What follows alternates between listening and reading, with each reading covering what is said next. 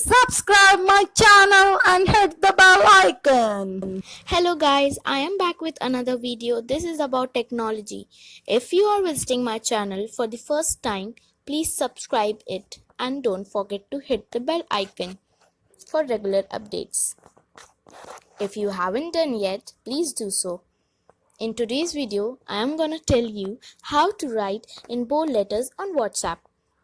Here we start.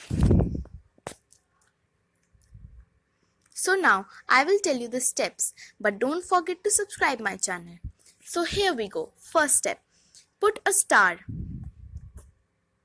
Start writing your content and wherever you finish writing it, then put one more star at the end. But there should be no space between the last letter and the star, and same goes with the starting. Now I am finishing writing, so I will put a star.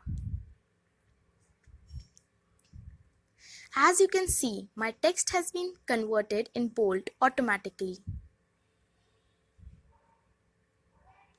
Now I wish to write a note. So now in the starting I will put a star. But then I don't remember where have I changed the line. So now I will try to put a star after 5:45 p.m. Then I noticed that there is no change in the text. Then I tried for writing the star after parents. Then here is it. I'll do the same with the whole note.